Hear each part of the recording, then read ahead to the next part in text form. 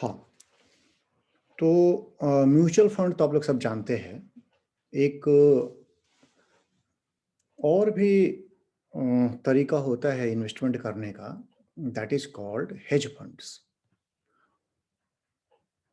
Hedge funds.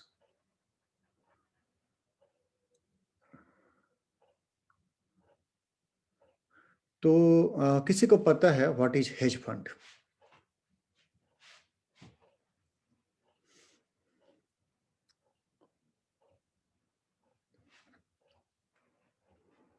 अच्छा, कोई idea नहीं है। तो म्यूचुअल फंड के साथ कंपैरिज़न करके बता दे रहे हैं। म्यूचुअल फंड कंपनियाँ जो होती है, ये कंपनियाँ कैपिटल मार्केट में इन्वेस्ट करती हैं। आप पैसा आपका होता है, एक्सपर्टीज़ उनका होता है और अगर देखा जाए तो इंडेक्स से वो बेहतर रिटर्न दे देती है। इन जनरल जो इंडेक्स है आप अपने से अगर लगाते तो उसके मुकाबले वो थोड़ा बेटर रिटर्न देती है म्यूचुअल फंड कंपनियाँ। म्यूचुअल फंड कंपनियाँ रिपीट कर रहे हैं, करती क्या है? म्यूचुअल फंड कंपनियाँ खरीदती हैं शेयर्स को, खरीदती हैं, इन्वेस्ट करती हैं। और इसमें रिटेल इन्वेस्टर का पार्टिसिपेशन होता है, काफ़ी होता है। हाई नेटवर्थ इंडिविजुअल का ही पार्टिसिपेशन होता है। लेकिन जो हेज फंड होते हैं, ये हेज फंड में अ, जो कंपनियां होती है इसमें रिटेल इन्वेस्टर नहीं होते हैं, इसमें हाई नेटवर्थ इंडिविजुअल होते हैं। मिनिमम जो इसमें आप इन्वेस्टमेंट कर सकते हैं उसका एक लिमिट होता है, मे बी 5 लाख और मे बी 1 करोड़, उससे कम आप नहीं लगा सकते। तो हेज फंड कंपनी, अब एक एग्जांपल लेके बात करते हैं कि हेज फंड कंपनी एक हम लोग को यहाँ पे दिख रहा है, this is called Melvin capital. है क्या? Hedge fund.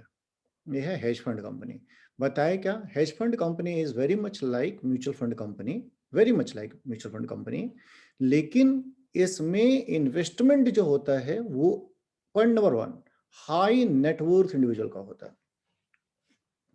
दूसरी बात कि जो म्यूचुअल फंड कंपनियां होती है जब वो इन्वेस्ट करती हैं तो केवल परचेज करती हैं और सेल उसी चीज को करती हैं जो उनके पास होता है। जब वो सेल करती हैं तो अपना स्टॉक को सेल करती है।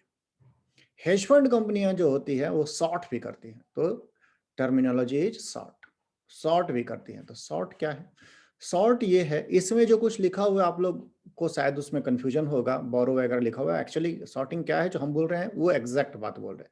शॉर्टिंग क्या है कि ये जो है ना, पहले आपको थोड़ा सा एक ड्राइंग बनाते हैं। यहाँ पर एक, ये एक जो है एक बड़ा सा गोलियात, ये बहुत बड़ा एक एंटिटी है। ये क्या है? This is hedge fund. किन लोगों के पैसे लगे हुए हैं? जिन लोगों के पैसे लगे हुए हैं वो लोग हाई नेटवर्थ इंडिविजुअल्स हैं, काफी पैसा है, डूबने का इनको फर्क नहीं पड़ता। तो यहां क्या है? These are stocks. स्टॉक्स। और यहाँ पे कुछ स्टॉक का ड्राइंग, तो चलिए दीज आर स्टॉक्स, थोड़ा सा ड्राइंग चेंज करें। दीज आर स्टॉक्स एंड सोचिए कि ये स्टॉक्स जो है एवरेज एवरेज रन कर रहे हैं 50 रुपी। और जब यहाँ पे कुछ छोटी छोटी एंटिटी बना रहे हैं जैसा वहां बना है, ये लोग जो है these are retail investors. Retail investors. तो अब देखिए साइज जो है ये काफी बड़ा होता है इस फंड का। तो कई बार क्या होता है कि मार्केट में जो स्टॉक्स जो ट्रेड कर रहे हैं, ये लोग आपस में सोचिए ट्रेड कर रहे हैं, ₹50 में कोई 50 में बेच रहा है, कोई 50 में खरीद रहा है। तो ये कंपनी हेज फंड क्या करती है? शॉर्ट कर सकती है। वो डिसाइड क्या करेगी कि हम इसको सेल करना शुरू करेंगे, मेरे पास नहीं है तो क्या हुआ, हम सेल करेंगे। तो सेल करेंगे तो वो कमिटमेंट सेल करती है, आई विल गिव यू। इसको बोलते हैं shorting. I will give you. तो सोचिए एक रिटेलर है, ये लोग खरीद बिक्री कर रहे हैं, स्टॉक्स है, ये बोल रहे हैं कि हम तुमको देंगे। तो देंगे, ये लो, जितना पैसा देना है दो, इस तरह से। तो होता क्या है, चूंकि बिडिंग यहाँ पे होते रहता है, तो ये वर्चुअल है, ये एक्चुअली है नहीं। तो ये जब मार्केट में देना शुरू करती है, तो सोचिए कि पर्सन बोला कि आई विल परचेज इन 48, तो 48 रेट निकल गया इसका 48। अगला आदमी देखा कि अरे 48 में मिल रहा 50 का सामान, तो हम तो 46 देंगे, तो ये मैक्सिमम देने के रेडी है, तो इसको भी मिल जाएगा। और इस तरह से शेयर विल क्रम्बल, यानी कि ये हो सकता है 30 हो जाए। शेयर का जाम जब 30 हो जाएगा, तो जो समझते रहिएगा मेरा बात को, जो प्रीवियस होल्डर हैं, जो पहले से शेयर रखे हुए हैं, अब यहाँ पे कुछ लोग हैं जो शेयर रखे हुए हैं, ये जो होंगे इनको पता है कि 30 में मिल रहा है, और पैनिक भी हो रहा है, 50 का सामान 30 हो रहा है, तो ये भी अगर बेच रहे हैं इनको 30 मिल रहा है। तो जब 30 हो जाएगा, तो ये कंपनी क्या करेगी, वो शेयर जो होगा वो खरीदना शुरू करेगी, मतलब फिजिकल शेयर, अब एक्चुअली शेयर खरीदना शुरू करेगी, और इन लोगों को कमिटमेंट जो होगा पूरा कर देगी। तो बेची थी कितना में, वो कभी 48 में बेची, कभी 46 में बेची, लेकिन 30 में खरीदना शुरू करेगी, और प्राइस क्रम्बल हो गए हैं, और वो जो होगा वो इन लोगों को दे देगी वापस। तो इस तरह से वो बना सकते हैं प्रॉफिट।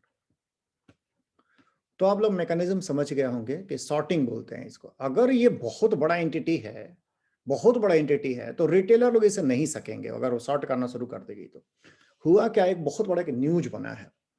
न्यूज ये बना है कि इसका, सोचिए ये हेज फंड कंपनी है, इसका नाम क्या है, मेलविन कैपिटल। ये मेलविन कैपिटल का शिकार इसमें से कुछ लोग मिलकर के कर लिए हैं। इसमें कुछ कम्युनिटी है, इस कम्युनिटी का नाम है वॉल स्ट्रीट बेट्स। ये लोग हैं क्या, दे आर रिटेल इन्वेस्टर्स। क्या है, कम्युनिटी है, रेडिट कम्युनिटी। यहाँ पर लोग गए हैं कम्युनिटी का काम करने के लिए। इन लोगों को क्या है, इनकी कम्युनिटी में चिढ़ है, किससे, हेज फंड से। क्यों, क्योंकि 2008 में हेज फंड कंपनियां यही काम करके बहुत सारे रिटेलर को बर्बाद कर दी थी। तो इस बार कहीं से इनको इन्फॉर्मेशन आ गया, अब आगे बताते हैं न्यूज क्या है। इन्फॉर्मेशन ये आ गया, सारा दुनिया बड़ा न्यूज बना था। इन्फॉर्मेशन इन लोगों को आ गया कि एक कंपनी है जिसका नाम है गेम शॉप। एक गेम शॉप का शेयर को मेलविन कैपिटल शॉर्ट कर रहा है। आप समझिएगा कि इन लोगों को, रेडिट कम्युनिटी को पता चला कि ये शॉर्ट कर रहा है, और ये लोग वॉल स्ट्रीट बेट्स बोलना शुरू किए कि इसको खरीदो। वॉल स्ट्रीट बेट जो है उसके लोग उसको परचेज करना शुरू किए, ये हेज फंड कंपनी उसको बेचना शुरू की। अब एक टसल शुरू हो गया, टसल शुरू हो गया। तो अब क्या हुआ कि 48 में अगर बेचने के लिए बात कर रही है, तो 48 में खरीदने वाले तो है ही है, प्लस और लोग भी जंप मार रहे हैं। तो जंप मार, तो आप समझिएगा बात को, यहां जो लोग हैं बेचने वाले, वो अगर 50 भी मांग रहे हैं तो भी बिक जा रहा है, 60 मांग रहा है तो भी बिक जा रहा है। क्यों, ये तो शॉर्ट कर ही रही, लेकिन शॉर्ट ये 50 से शुरू करके 50 से नीचे नहीं, 50 से ऊपर शॉर्ट करना पड़ा, 60 में शॉर्ट की, 70 में शॉर्ट की। क्यों, क्योंकि खरीदने वाले लोग काफी है। तो काफी है तो रेट बढ़ता चला गया, और इसका रेट 350 चला गया। तब इसका वक्त आया कि अब इसको सेटल करना है। तो एवरेज जो है 100 में बेचे होंगे, अब 350 शेयर का दाम हो गया है। तो एक बड़ा सा एक मेलविन कैपिटल है, इसका शिकार छोटे से लोग मिलकर के कर लिए, मतलब रेडिट कम्युनिटी। इसलिए बड़ा न्यूज बना था ये। तो हम इसके बताते बताते ये समझा दिए कि हेज फंड क्या होते हैं, म्यूचुअल फंड जैसे ही होते हैं, but they are allowed to short. जो मेन बात बोल, they are allowed to short. Shorting से प्राइसेज जो होते हैं। अच्छा, एक क्वेश्चन पूछेंगे, अगर कोई हेज फंड शॉर्ट कर रहा है, तो उसको क्या एक्सपेक्टेशन है, हाथ उठाइएगा, मार्केट के बारे में क्या एक्सपेक्टेशन।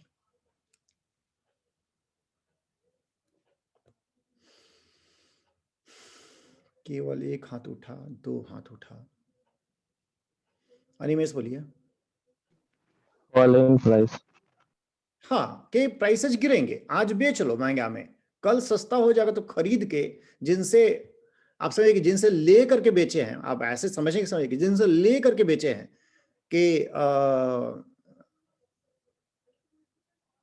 लाओ ना हमको उधारी दे दो शेयर तुमको शेयर 1 महीना बाद लौटा देंगे, और उसको ले करके उसको वो बेचना शुरू कर दिया 50 में, और 30 आ जाएगा तो खरीद के जिससे लिए थे रेंट में, एक तरह से रेंट में मतलब, हाँ वही बोरो, तो बोरो करके जिसे लिए थे उसको वापस कर देंगे। एक्चुअली लैंग्वेज में समझाने के लिए बोल रहा है कि जिसका था उसको तो मिल गया, वो शेयर का शेयर मिल गया, लेकिन शेयर का शेयर उसके पास वापस महीना भर में आ गया, लेकिन इस बीच में ये लोग कमा लिए क्योंकि शॉर्टिंग किए थे, उसको हाई में बेच करके और लो में खरीद लिए थे।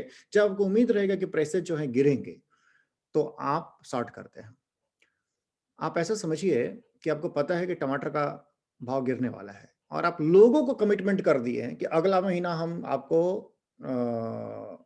टमाटर इसी रेट में देंगे जो आज का रेट है, या चलिए 5 रुपए कम में देंगे। आपको पता है अरे तो अभी 40 चल रहा है, अगला महीना 10 हो जाएगा, तो एग्रीमेंट तो फिक्स हो जाते हैं। तो खैर, तो ये जो होते हैं हेज फंड इस तरीके से काम करते हैं, बता दिया। किसी को डाउट? और ये हुआ क्या है, ये मतलब बहुत बड़ा न्यूज बना है, कंपनी दिवालिया होते होते बची। ये जो है, ये जो कंपनी है मेलविन कैपिटल,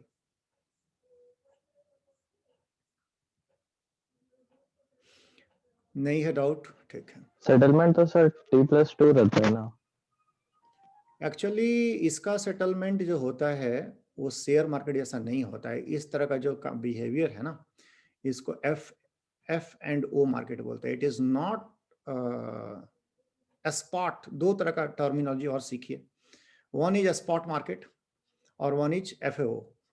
तो अगर स्पॉट मार्केट है तो इसमें T+2 का होगा, और एफ एंड ओ में अगर होगा तो ये होगा मंथली, बाई मंथली और ट्राई मंथली। मतलब कि हमको ध्यान उतना नहीं है, एक ऐसे बता दे रहे हैं कि स्पॉट में क्या हो गया, आज का खरीद बिक्री हुआ तो ये परसों सेटल हो जाएगा। इसमें कोई वादा वादा नहीं होता है, इसमें स्पॉट है, आज का आज खरीद हो गया, सेटलमेंट होने में जो टाइम लग जाए, इसमें वादा छुपा हुआ नहीं है। ये जो फ्यूचर एंड ऑप्शन है, ये जो है ये इसको वायदा वायदा बाजार भी बोलते हैं। तो वायदा बाजार जो है इसमें 1, 2 एंड 3 मंथ के सेटलमेंट्स होते हैं। और हमको जहाँ तक ध्यान आ रहा है कि लास्ट मंथ का लास्ट जो थर्सडे होता है उस दिन, या फ्राइडे हो सकता है, थर्सडे या फ्राइडे को ये सेटल होता है, ये फ्यूचर एंड ऑप्शन। तो ये अलग मार्केट है। जिस मार्केट में हेज फंड काम की हैं इस केस में, वो F and O spot market है। म्यूचुअल फंड कंपनियां फ्यूचर एंड ऑप्शन मार्केट में नहीं ऑपरेट करती हैं। म्यूचुअल फंड कंपनियां केवल उनके अलाउड ही नहीं है, उनको आप स्पॉट मार्केट में काम कर सकते हैं, आप खरीद सकते हैं और है तो बेच सकते हैं। ये स्पॉट मार्केट में ऐसे ही होता है, अगर है तो बेच सकते हैं। लेकिन फ्यूचर एंड ऑप्शन में ये आपके पास नहीं भी तो बेच सकते हैं। लेकिन स्पॉट मार्केट में अगर एक और भी चीज होता है जो बता दे, इंट्राडे होता है जिसमें आप नहीं तो बेच सकते हैं, लेकिन सेम डे सेटलमेंट होता है उसका, अगर आप फिजिकल शेयर में काम करना चाह रहे हैं तो, जिसको हम स्पॉट मार्केट बोल रहे हैं। और कोई डाउट?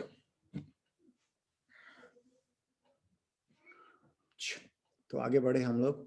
अच्छा, हम लोग करंट अफेयर्स को जो करना था कर दिए, मतलब ले आए, बिल्कुल सटा दिए हैं जो चल रहा अपडेटेड। कल से हम लोग इंडियन कॉन्स्टिट्यूशन शुरू कर रहे हैं। जो टॉपिक हम लोग शुरू करने वाले हैं वो है लोकल सेल्फ गवर्नमेंट, यानी पंचायत एंड म्यूनिसपैलिटीज। जेपीएससी में स्पेसिफिक इसका सिलेबस भी है, और ये टॉपिक देखा जाए तो जो नया लोगों का एंट्री हुआ था पिछले साल, उन लोगों का टॉपिक छूटा हुआ है, पंचायत एंड म्यूनिसपैलिटी। कल 7:30 नहीं, थोड़ा हमको काम रह रहा है शाम में, तो 8 बजे हम लोग शुरू करेंगे। आगे बढ़ते हैं हम लोग। तो चाइना वाला आप लोग पढ़ लीजिए। अभी भी हमारा डिपेंडेंस जो है वो चाइना पर है। चाइना आत्मनिर्भर भारत भले हो, लेकिन हमारा मोबाइल फोन का 85% जो कंटेंट है वो चाइना से आता है। 85% यहाँ असेंबली कर लेते हैं हम लोग। दूसरी बात है कि हमारा जो, तो ये अगर यानी कि सप्लाई अगर डिसरप्ट हुआ तो हमारा मोबाइल का दाम भाग जाएगा, और या फिर क्राइसिस हो जाएगा। और दूसरी तरफ में हमारा जो एपीआई है, एक्टिव फार्मास्यूटिकल इंग्रेडिएंट्स, उस पर हम बहुत बुरी तरह से डिपेंडेंट है। तो या तो हम लोगों को आत्मनिर्भर भारत बनना पड़ेगा, पॉइंट नंबर 1, या तो आत्मनिर्भर भारत बन चाहिए, या फिर सोर्सेज को डाइवर्सिफाई कीजिए, नहीं तो डिपेंडेंस खतरनाक हो सकता है। तो एक मिनट,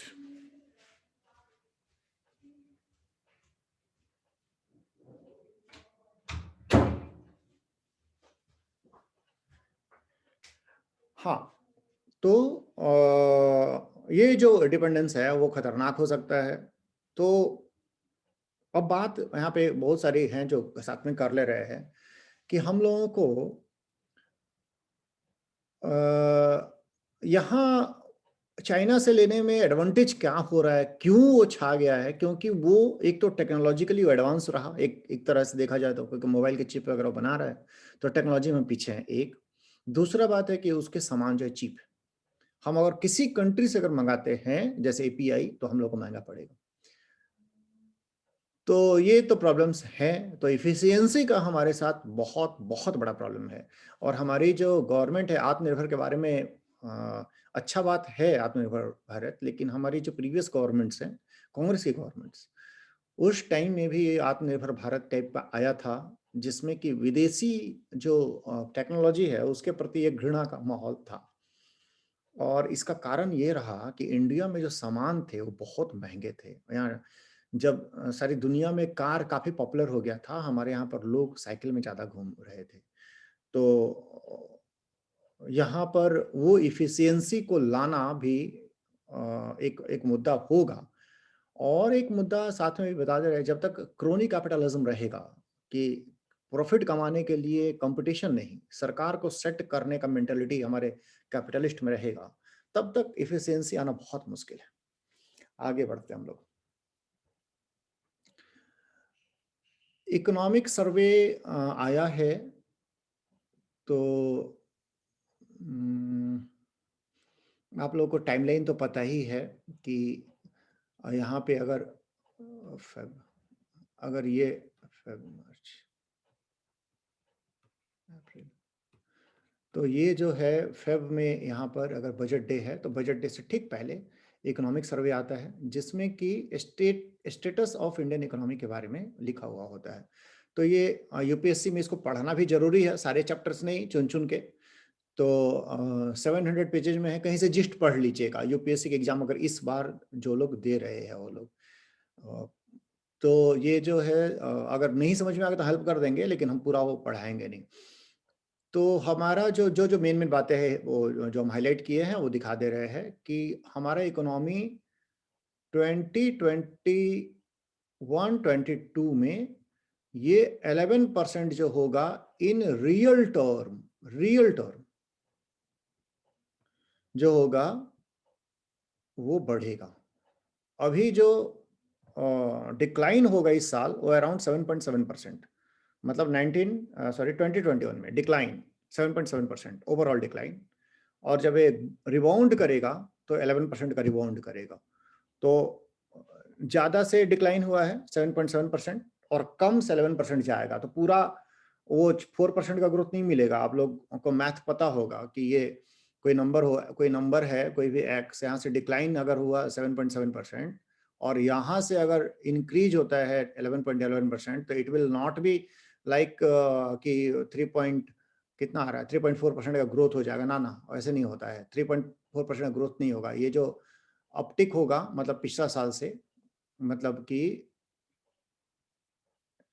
1920 में जो फिगर थे उससे मामूली सा बढ़ेगा 21-22 में। कब से, थोड़ा दिखाएं। ये है हमारा 1920, ये है 2021 और ये है क्या 21-22। तो ये जो है 1920 में जो भी था क्या था, तो चलिए ऐसे बना देते, ये था। यहां से 2021 में डिक्लाइन हुआ है, कितना डिक्लाइन होगा, अराउंड 7.7%। और फिर इस पॉइंट से वो रिबाउंड कर रहा है, तो रिबाउंड करके यहाँ पे ले जा रहा है। ये 11% तो 11% यहाँ से रिबाउंड है। तो ऐसा नहीं है कि यहाँ से 7.7 और इसका डिफरेंस यानी कि 3.5 हो जाएगा ना, 7.7 3.4, अगर 11 करें 3.3 तो 3 पर आप ये मत सोचिएगा कि यहाँ से 3.3% यहाँ बढ़ा हुआ मिलेगा 1920 से, ना, ये गिरा है बड़ा बेस से और रिबाउंड छोटा बेस से हुआ है। तो ये एक्चुअली 2.5% का ही इंक्रीज होगा, यानी हम लोग कुल मिलाकर के अगला साल तक 1920 का लेवल में रहेंगे, यानी 2 साल हमारा बर्बाद हो गया। 2 साल 2021 गया, 21-22 में हम वहां पे पहुंचेंगे। तो ये कंजर्वेटिव एस्टिमेट है। एनीवे हमको एक बात बताइए है कि ये तो बता दिया आप लोगों को, इसमें बोल रहा है कि रियल टर्म में 11% ग्रोथ होगा। आप लोग बताइए कि नॉमिनल टर्म में इतना ही होगा या इससे ज्यादा होगा, इससे कम होगा?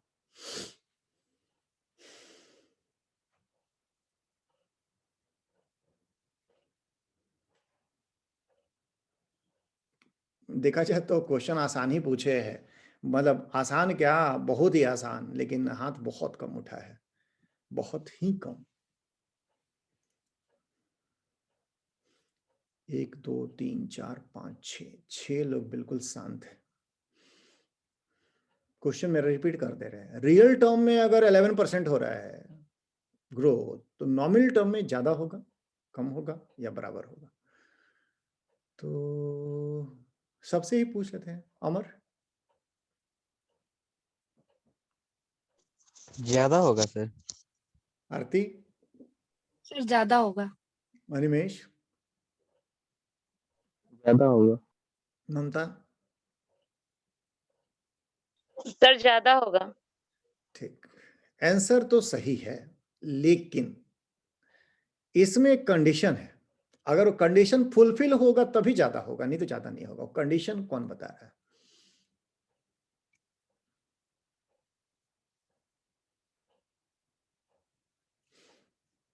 थोड़ा सोचिए आप लोग इस बारे में कि वो कंडीशन है और ऐसे थोड़े ज्यादा हो जाएगा। एक कंडीशन ऐसा भी है, ऐसे ज्यादा होगा, लेकिन एक कंडीशन जिसमें कम भी हो सकता है। वो कंडीशन क्या है?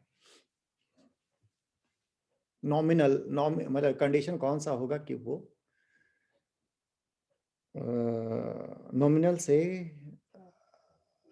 नॉमिनल कम हो जाएगा रियल से? हाँ सुजाता बोलिए। सर इन्फ्लेशन से मैटर करेगा लगता है। तो आप बताइए, अगर ये उल्टा केस होगा तो इन्फ्लेशन क्या होगा? तो डिफ्लेशन मतलब वो उल्टा केस में पैसा का वैल्यू कम होना चाहिए, मतलब इन्फ्लेशन घटना चाहिए उस सेंस में। ठीक है, आंसर आ चुका है। क्योंकि चूंकि इन्फ्लेशन पे डिपेंड करता है, इसलिए इन्फ्लेशन, तो चूंकि इन्फ्लेशन रहता है तो अच्छा, आप लोग एक और बात बताइए, हम बता दे रहे हैं और उम्मीद करते हैं कि सारा हाथ उठ जाए, कि अगला साल का जो इकोनॉमिक सर्वे है उसका एस्टिमेट है कि 4.5% इन्फ्लेशन रहेगा अगला साल, मतलब आने वाला साल में 4.5%। 11% जो है वो क्या है? 11% रियल जीडीपी होगा और 4.5% इन्फ्लेशन होगा। तो what will be the nominal GDP growth? बहुत आसान क्वेश्चन पूछ रहे हैं, बहुत बहुत ही आसान।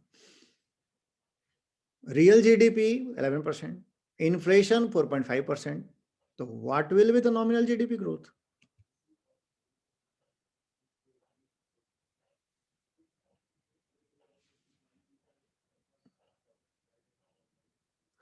वही 4 लोग, एक कम ही हो गया। मीरा बोलिए। 15.5%। किसी को कोई दूसरा आंसर है तो हाथ उठा कर रखें, तो हाथ डाउन कर दीजिए। आकांक्षा? सर हम तो हाथ रेज ही नहीं किए। अच्छा, तो करना चाहिए था। ममता क्या बोल रही है?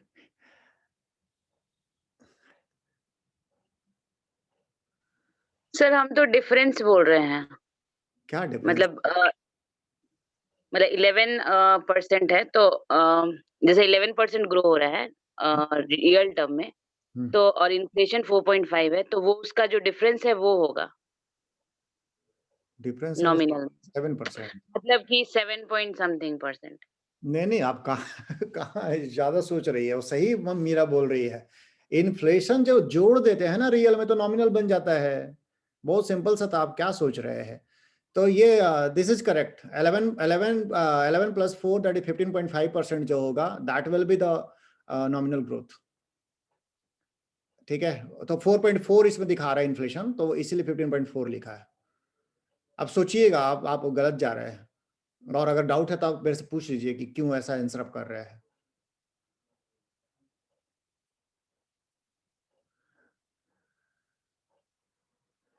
अब इसमें जो बात बोला गया है वो बात में सच्चाई नहीं है, होता नहीं है, लेकिन बोला गया है कि पढ़ दे रहा है,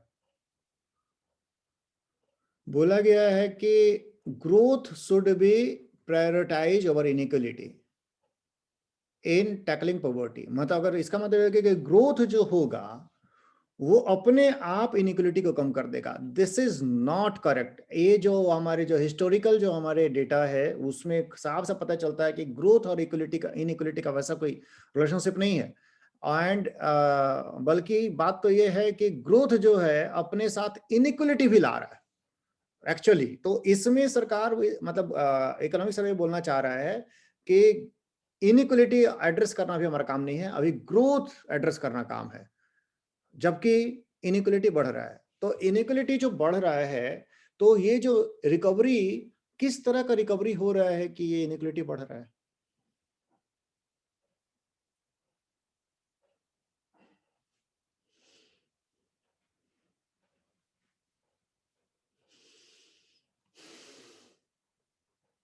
बोलिए अनिमेश। समझना। अच्छा, अनिमेश बोल रहा है के शेप। हाँ, के शिफ्ट बताए थे ना, के शिफ्ट, ये के शिफ्ट रिकवरी है, इसीलिए इनइक्वालिटी बढ़ रहा है। आगे बढ़ते हम लोग। चलिए हम लोग देखते हैं कि इस बार का बजट में खास बात क्या है। एक production link in incentive scheme government का चल रहा है इलेक्ट्रॉनिक्स के लिए और फार्मास्यूटिकल के लिए, तो वो उसको और भी बढ़ाया जाएगा जिससे कि इंडिया में मैन्युफैक्चरिंग हो सके। ये इलेक्ट्रॉनिक के लिए और फार्मा के लिए भी सरकार लाने वाली थी। तो इंडिया में प्रोडक्शन अगर कोई कंपनी करती है तो प्रोडक्शन के बेसिस पे उसको कुछ सब्सिडी मिलेगा। आगे चलते हैं हम लोग। एक नया प्रोग्राम लॉन्च हो रहा है, उसका नाम है प्रधानमंत्री आत्मनिर्भर स्वस्थ भारत योजना। प्रधानमंत्री आत्मनिर्भर स्वस्थ भारत योजना, और पहले से नेशनल हेल्थ मिशन चल रहा है, उसके साथ मिलकर काम करेगा। तो ये 6 इयर्स का रोड मैप जो है ये इसमें बनाया गया है।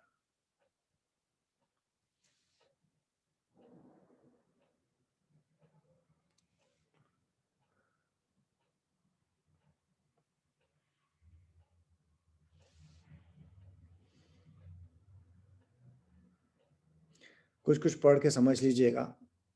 अब क्या है कि सरकार जो है 2 पब्लिक सेक्टर बैंक को बेचेगी और एक जनरल इंश्योरेंस फर्म को बेचेगी।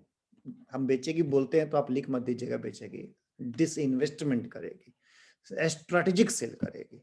लैंग्वेज अपना मतलब थोड़ा सा रखिएगा इसके हिसाब से, कभी कभी लैंग्वेज यूज अच्छा करते हैं, कभी कभी ऐसे ही बोल देते हैं, तो इसका लैंग्वेज यूज कीजिएगा। स्ट्रेटेजिक सेल करेगी। डिसइन्वेस्टमेंट तब हम लोग बोलते हैं सारा का सारा चीज डिसइन्वेस्टमेंट ही है, लेकिन डिसइन्वेस्टमेंट के बाद अगर गवर्नमेंट का शेयर 80% था और डिसइन्वेस्टमेंट के बाद 60% रह गया तो इसको डिसइन्वेस्टमेंट ही बोल देते हैं। लेकिन अगर वो 50% से कम हो जाता है गवर्नमेंट का शेयर तो उसको हम लोग बोलते हैं स्ट्रेटेजिक सेल। तो 2 पब्लिक सेक्टर बैंक का स्ट्रेटेजिक सेल करेगी, यानी हाँ निमेश बोलिए। डाइवेस्टमेंट कब बोलेंगे? डाइवेस्टमेंट भी ऐसे ही यूज होता है, डिसइन्वेस्टमेंट जैसा ही यूज होता है। शेयर डाइवेस्ट करना और डिसइन्वेस्ट करना एक ही बात है, वैसे कोई डिपेंड करता है कि आप किस सेंटेंस में कैसे फिट होता है। डाइवेस्ट इट्स शेयर ऐसे बोलते हैं, विल डू डिसइन्वेस्टमेंट ऐसे बोलते हैं। अच्छा, तो ये जो है ये 2 पब्लिक सेक्टर बैंक्स जो है उसमें उसका स्ट्रेटेजिक सेल करेगी और 1 जनरल इंश्योरेंस कंपनी का वो स्ट्रेटेजिक सेल करेगी। तो हमको जानना ही है, अमीरा बोलिए। सर स्ट्रेटेजिक हिंदी में नहीं। रणनीतिक बिक्री, ठीक है। रणनीति। हाँ, तो ये जो है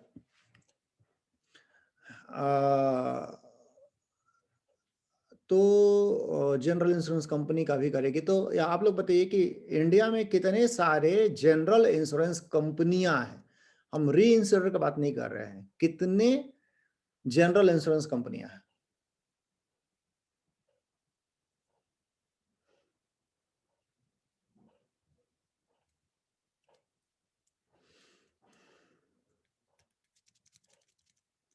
अनिमेश बोलिए। पब्लिक सेक्टर में हाँ, LIC है एक। पहले ही गलत हो गया। बोलिए Mamta. Sir 4। Yes, there are 4 actually. यहाँ पे है 4, 2 जाएंगे। कौन जाएंगे पता नहीं। कौन कौन से है, नाम किसी को पता है? अगर ममता पता है तो बोलिए। सर पूरा नाम नहीं पता है। अच्छा ठीक है, हम 1-2 नाम हमको जो याद है बोल रहे हैं। एक है हमारा न्यू इंडिया एश्योरेंस, एक है ओरिएंटल इंडिया एश्योरेंस, और भी 2 होगा, ओरिएंटल इंडिया, न्यू इंडिया। एक नेशनल इंश्योरेंस था। एक है national insurance, yes, new India assurance, oriental insurance और नेशनल इंश्योरेंस, और एक कोई बच रहा है। तो ये ऐसे 4 है, अब नाम हमको ध्यान नहीं है, बट ये 4 हैं जो public sector. Sir United India insurance करके। हाँ, यूनाइटेड इंडिया एश्योरेंस। तो ये हो गया 4। तो ये 4 एश्योरेंस जनरल इंश्योरेंस कंपनियां हैं। अनिमेश चूंकि बोल दिया लाइफ इंश्योरेंस का नाम, इसलिए हम उसका बता दे रहे हैं कि life insurance is different and general insurance is different. Life insurance जो होता है, इट एश्योर्स लाइफ, जिन लोगों को एश्योर करता है, लोगों को उनका डेथ पे पैसा देने का बात होता है। और ये जो होता है, ये सामानों को एश्योर करता है, सामान का वैल्यू को एश्योर करता है। और साथ ही साथ हेल्थ एश्योरेंस भी जनरल इंश्योरेंस का ही पार्ट माना जाता है। तो और भी एक फर्क है कि जो जनरल इंश्योरेंस होता है, it is for very short period, 1 साल 2 साल 3 साल का पॉलिसीज आजकल आ रहा है, पहले 1 ही साल का होता था। और लाइफ इंश्योरेंस जो होता है वो लंबा टाइम के लिए होता है। तो इसके अलावा जो सेल्स होंगे वो BPCL का होगा, एयर इंडिया का होगा, पवन हंस का होगा, IDBI बैंक का होगा, कंटेनर कॉर्पोरेशन ऑफ इंडिया का होगा। और देखा जाएगा कि और किस किस चीज को बेचा जा सकता है, उसका भी खोज किया जाएगा। इसके अलावा एक asset reconstruction and management company भी बनाया जाएगा। ये जो है एसेट रिकंस्ट्रक्शन मैनेजमेंट कंपनी, इसको क्या बोला जाएगा? एसेट रिकंस्ट्रक्शन मैनेजमेंट कंपनी बनाया जाएगा, सरकार बनवाएगी, गवर्नमेंट बनाएगी इसको। इसको क्या बोला जाएगा? हाथ उठाइए।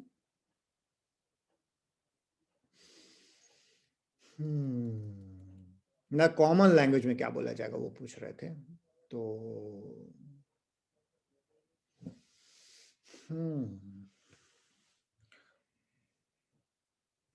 अमर बोलिए। रिकवरी संस्थान सर। ये तो हिंदी बोल रहे आप। अच्छा, मीरा बोलिए। पारा। पारा, पारा भी एक नाम हो सकता है। अनिमेश, और क्या हम लोग बोल सकते हैं इसको कॉमन लैंग्वेज में? भाई बैड बैंक बोलेंगे ना सर। बैड बैंक बोल सकते हैं। ठीक है, तो सारे के सारे नाम आ गए। हम लोग बैड बैंक जो बोल रहे थे वही है, asset reconstruction management company, bad bank, जिसके बारे में बहुत सारा बात कर लिए। तो ये सारे के सारे प्रपोजल्स है, और भी कुछ प्रपोजल है। तो ARC के बारे में लिखा हुआ है इसमें कि क्या जरूरत है ARC का। पहले से भी प्राइवेट ARC हैं, लेकिन बैंक जो है वो प्राइवेट। सुजाता कुछ बोल रही है? अच्छा, जो प्राइवेट ARC है, उनको बैंक जो तो सरकारी बैंक, उनको वो नहीं अपना स्ट्रेस एसेट बेचना चाहते हैं, क्योंकि प्राइवेट कंपनियां बहुत बड़ा हेयर कट मांगती है। और अगर बैंक का ऑफिशियल्स, जो डिसीजन मेकिंग ऑफिशियल्स है, अगर वो बहुत बड़ा हेयर कट लेकर के और कोई सामान ARC को दे देते हैं, तो फिर CBI और ED, जो भी ED नहीं, CBI और ये विजिलेंस वाले ये सब पड़ जाएंगे पीछे, तो ये लेकिन सरकारी रहेगा तो ये चांसेस कम रहेंगे। तो ये एक मुद्दा है। दूसरा बात यह है कि इंश्योरेंस कंपनी में एफडीआई लिमिट जो है बढ़ा करके 74% कर दिया गया। यही सरकार 26% से 49% की थी और अब 49% से तेलना। हाँ हाँ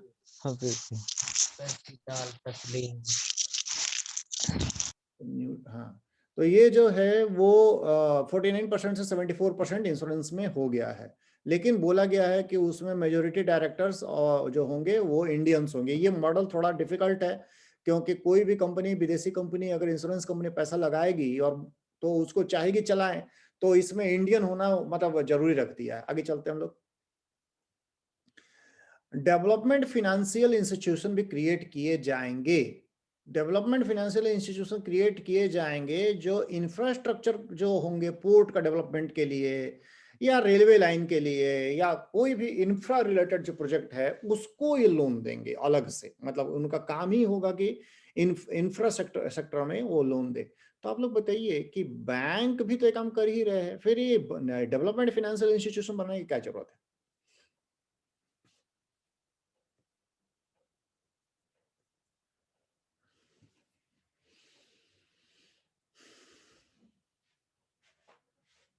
बोलिए निमेश। सर लॉन्ग टर्म के लिए वो बैंक नहीं देना चाहती है। हाँ बैंक, ममता कुछ बोल रही है।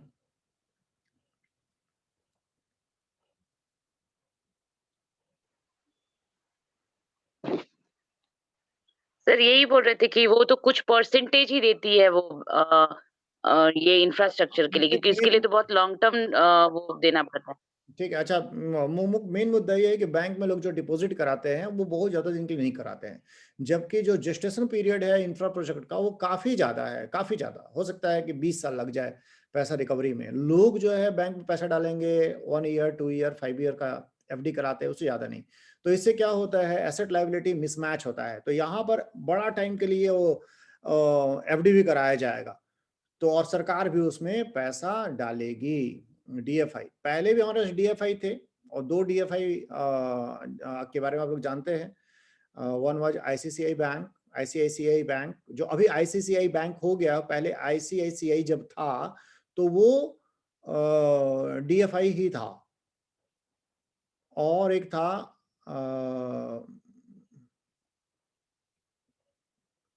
आईडीबीआई। आईडीबीआई। आईडीबीआई तो दोनों जो है बाद में बन गए,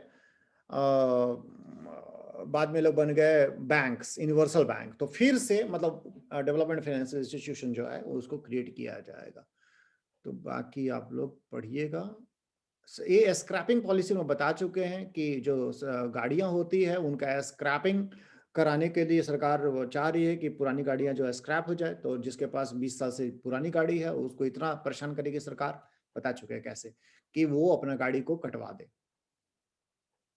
तो वो सब हम बोल चुके हैं। इसके अलावे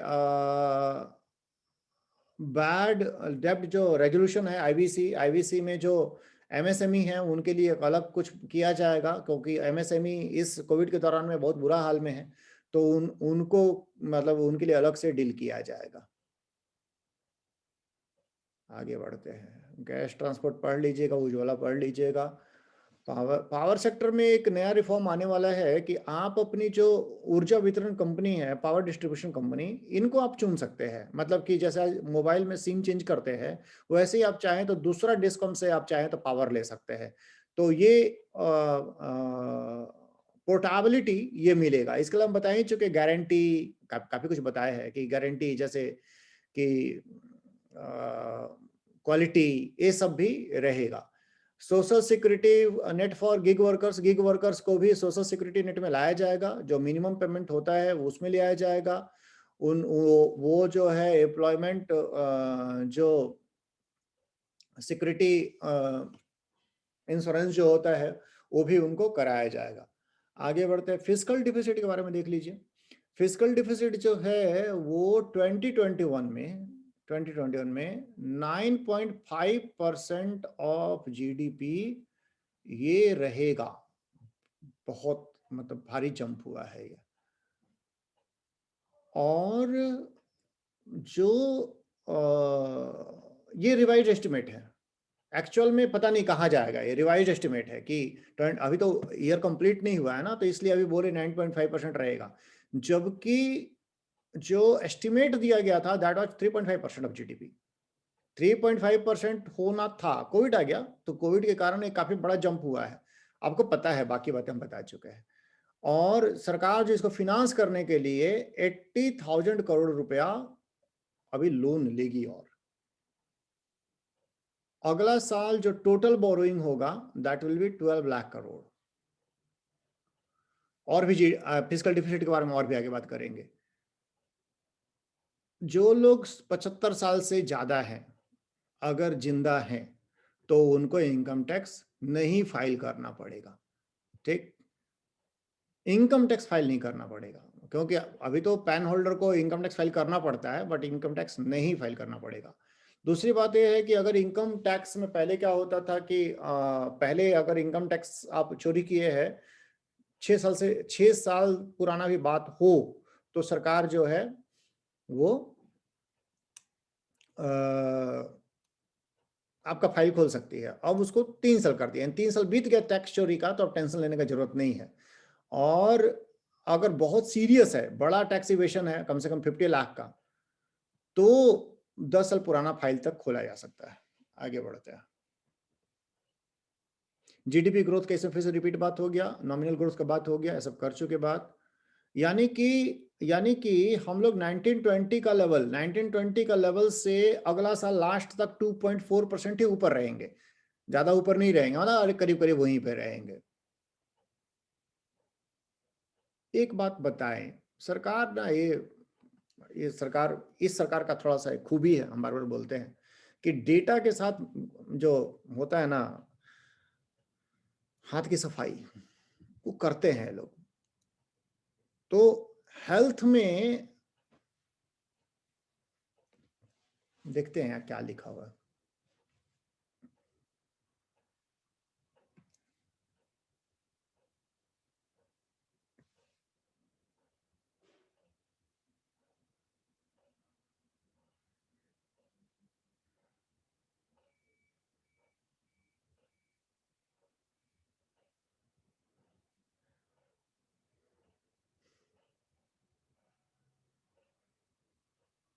सरकार जो है ना कई जगह में अगला 6 साल का जो खर्च करेगी उसका नंबर दे दी है, तो नंबर देखने में काफी बड़ा हो गया है, इतना खर्च कर रहे हैं। लेकिन अगर आप ईयरली अगर देखेंगे कि कितना खर्च हुआ है, तो वो ज्यादा बड़ा नंबर नहीं दिख रहा है, बट नंबर को बड़ा करने के चक्कर में सरकार 6 साल का नंबर जो है वो जारी कर दिया। आगे दिखाएंगे, हम आगे देखते हैं। और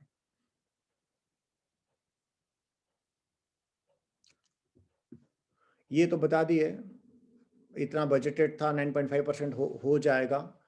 एफआरबीएम बोलता था कि 3% लाया जाएगा।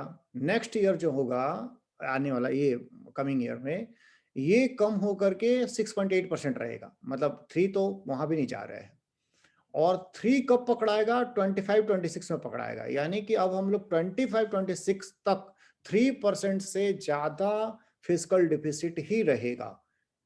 इस साल जो चल रहा है उसमें 9.5%, अगले साल 6.8%, कम होते होते होते होते 25-26 तक 3% हो पाएगा।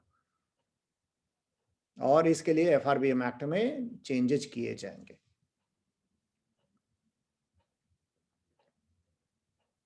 दूसरा बात यह है, एक तरह से वो अच्छा है कि सरकार जो है वो रेवेन्यू जो एक्सपेंडिचर है वो कम करेगी और कैपिटल एक्सपेंडिचर ज्यादा करेगी। आप बताइए, हमको एक बात बताइए कि सोचिए थोड़ा कि इस साल, आने वाला साल में सरकार को कैपिटल एक्सपेंडिचर बढ़ाना ही चाहिए, बढ़ाना ही चाहिए। क्यों? सरकार कुछ ऐसा काम हाथ में ली है अभी कि अगर वो कैपिटल एक्सपेंडिचर नहीं बढ़ाए तो ये एक तरह से देश को बर्बाद करने जैसा हो जाएगा। तो सरकार को कैपिटल एक्सपेंडिचर बढ़ाना ही चाहिए अगले साल। ऐसा क्यों हम बोल रहे हैं कि बढ़ाना ही चाहिए? नहीं तो फिर सरकार जो काम दूसरा कुछ ऐसा काम कर रही है जो फिर बोला जाएगा देश को बर्बाद कर दी।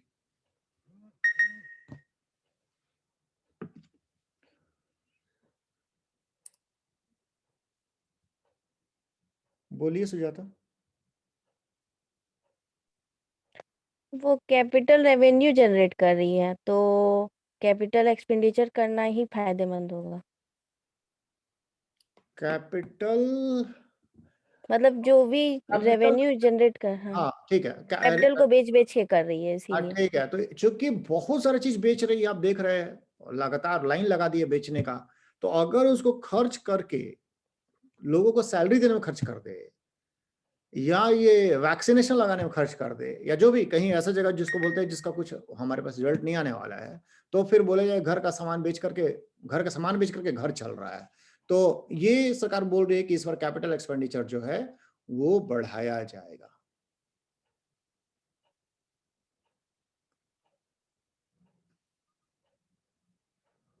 तो इस साल खर्च होने वाला है 34,50,000। ये जो हो जाएगा 34,83,000 जो होगा इस पर खर्च होगा। और उसी तरह से जो रेवेन्यू एक्सपेंडिचर है वो कम हो रहा है।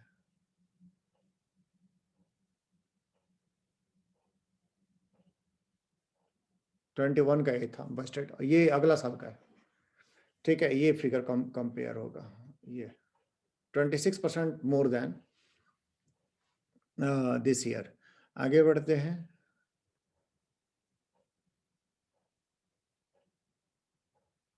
हेल्थ में सरकार बोल रही है कि हमारा खर्च जो होगा 2021 में 137%, आप समझ रहे हैं, 137% जो होगा ग्रोथ होगा, यानी डबल से भी ज्यादा ग्रोथ का बात हो रही है, उतना ग्रोथ हो जाएगा। तो ये जो है फिगर, ये फिगर में हाथ का सफाई है, क्योंकि इस हेल्थ में जो बोल रहे हैं कि 137%, वो सब चीज भी जोड़ दी है जो पहले हेल्थ में नहीं जोड़ा जाता था, जैसे कि ग्रांट फॉर वाटर, सैनिटेशन, और वो जो टॉयलेट्स थे, ये सब को भी उसमें वो जोड़ के बोल रही है, जो पहले नहीं जोड़ा था। इस कारण से ये हेल्थ एक्सपेंडिचर सूट किया है। आगे बढ़ते हैं।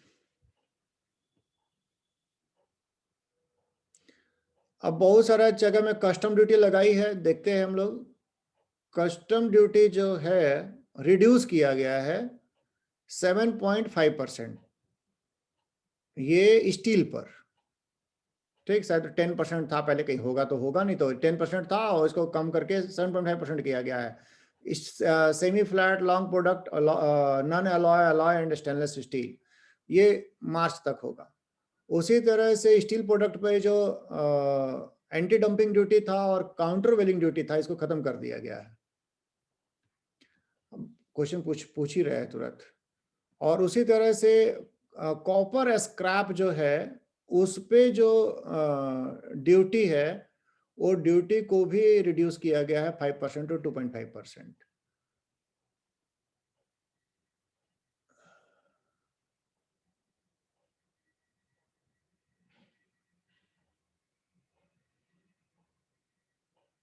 उसी तरह से कस्टम ड्यूटी और नायलॉन चिप्स, नायलॉन फाइबर और यार्न, ये सबको रिड्यूस किया गया है। तो आप लोग ये बताइए हमको कि ये स्टील जो है उसका कस्टम ड्यूटी रिड्यूस कर दिया गया, कॉपर का कस्टम ड्यूटी रिड्यूस कर दिया गया, स्क्रैप का कस्टम ड्यूटी रिड्यूस कर दिया गया, ये रिडक्शन से किसको फायदा है?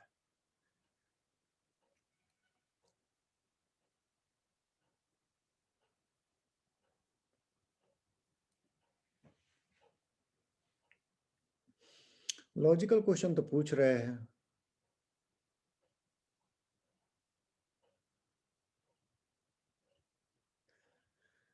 अनिमेश बोलिए। इम्पोर्टर्स और MSME। थोड़ा क्लैरिफिकेशन चाहेंगे, सुजाता। इम्पोर्टर्स को। ममता। सर जो स्टील से फिनिश्ड गुड्स बनाते हैं वो कंपनीज को जो इंपोर्ट करते हैं बाहर से चाइना या कहीं से भी स्टील को, देखिए उन लोगों को फायदा है। ठीक है, देखिए इम्पोर्टर को आप उतना नहीं बोल सकते हैं, उसको सस्ता मिलेगा इम्पोर्टर को, और अगर यहाँ पर वो सस्ता में लोग खरीदना चाहे तो कोई इम्पोर्टर को भी फायदा नहीं होगा। ये चलिए थोड़ा बहुत होगा भी तो मेन मुद्दा नहीं होता। इम्पोर्टर को फायदा कराना सरकार का टारगेट नहीं है।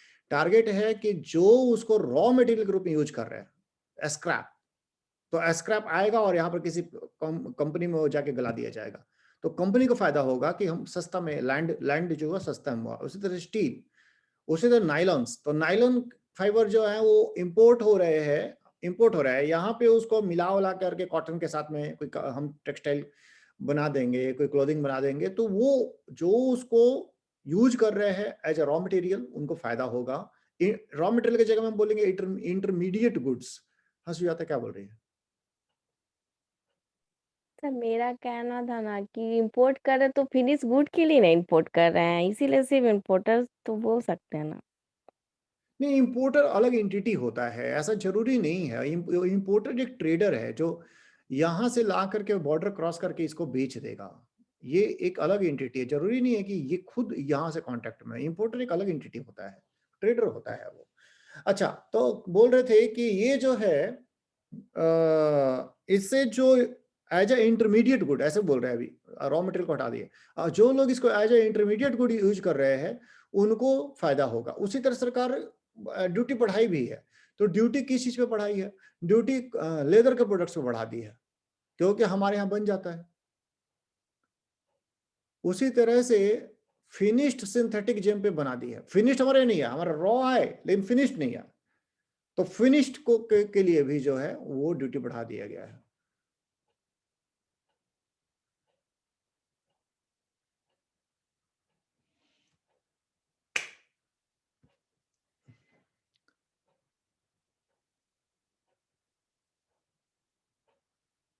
बाकी आप लोग अब बाकी लॉजिक लगा दीजिएगा।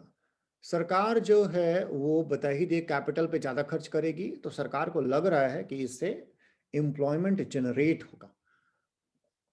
अगर सरकार रोड बनाएगी, पोर्ट बनवाएगी, जो भी, तो इससे होगा, और प्राइवेट कंपनियां भी जो होंगी फिर वहां आसपास में आएंगी। तो आगे बढ़ते हम लोग। फिस्कल डिफिसिट पे एक और आर्टिकल निकला हुआ है, देखते हैं कुछ खास है क्या।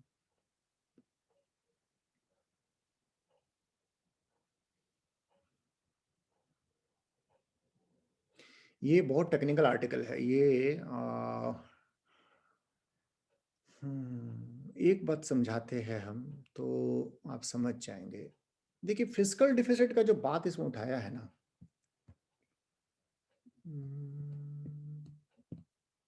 एक बात तो है कि फिस्कल डिफिसिट बढ़ने से हमारा जो रेटिंग है वो खराब होगा, आप लोग को तो पता ही है। तो फिस्कल डिफिसिट कितना रखा जाए, ये एक क्वेश्चन होता है, कितना। तो हम तो 3% को टारगेट किए हैं ना, लेकिन एक पर्सन है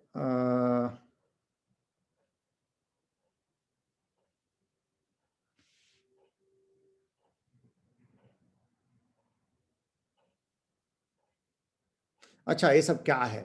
एक है वाशिंगटन कंसेंसस। वाशिंगटन कंसेंसस में क्या है कि अपना जितना लिव विद इन मीन्स, जितना आप कमाते हैं उसके अंदर में रहिए, एक्स्ट्रा वेजेंजा नहीं, और ऑस्टेरिटी। तो इससे क्या होता है कि सरकारें जो होंगी, सरकारों को बोला जाता है कि अपने जो एक्सपेंडिचर से उसको लिमिट में रखिए ताकि बोरो ना करना पड़े। ये है हमारा वाशिंगटन कंसेंसस। लेकिन इस टाइम में वाशिंगटन कंसेंसस को तोड़ना पड़ेगा।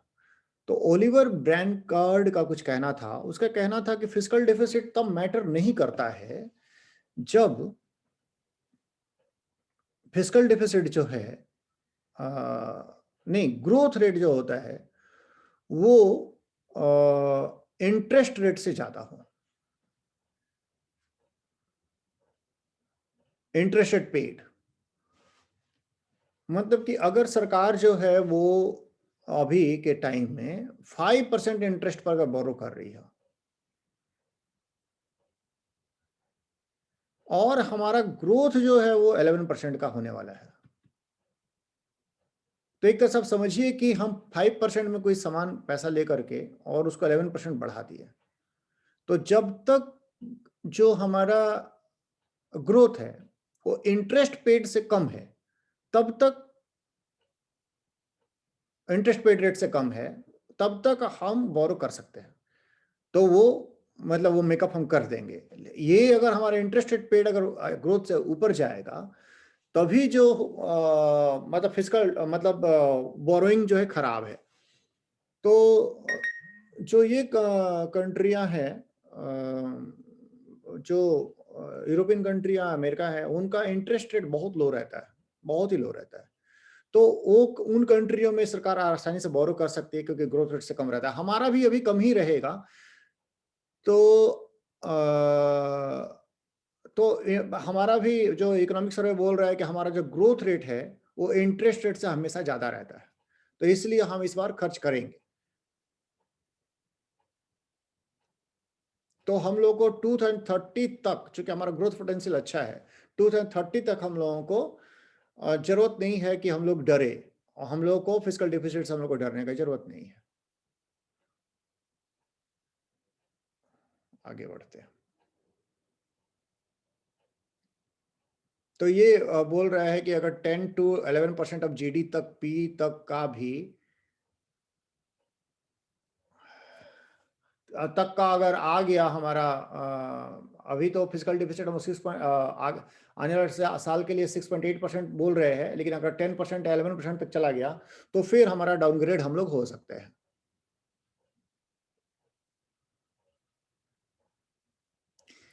एक बात और भी इसमें उठाया है कि फिजिकल डिफिसिट अगर हम 6.8% रखते हैं, तो आप लोग बताइए कि मार्केट में जो मनी होगा वो मनी ज्यादा होगा कि कम होगा कि उतना ही रहेगा?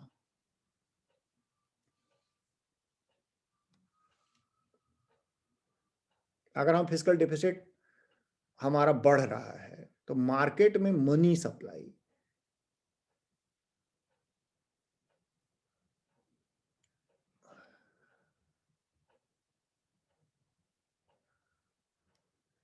सुजाता बोलिए।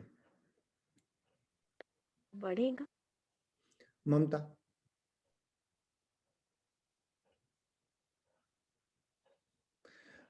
सर बढ़ेगा।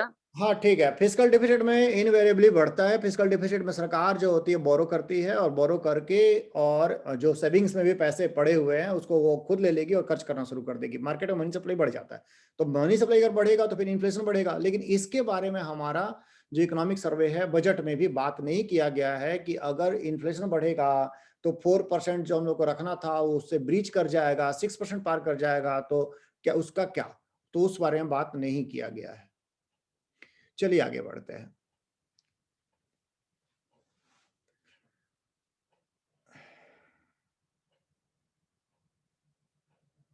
तो हमारा जीडीपी जो है इस साल कितना कम हो रहा है? 7.7% डाउन बता रहे थे आप लोगों को, और यहां से उठेगा 11%। तो लेकिन पर कैपिटा इनकम जो होगा ना, वो जीडीपी के डाउन से ये ज्यादा हो रहा है। 8.7% जो है वो पर कैपिटा इनकम हमारा गिरेगा।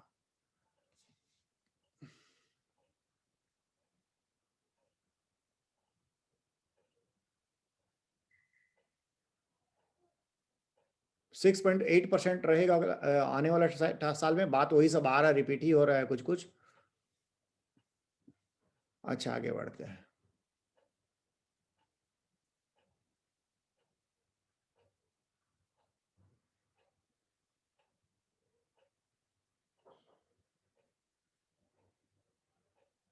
हेल्थ वगैरह के बारे में तो हम बता ही दिए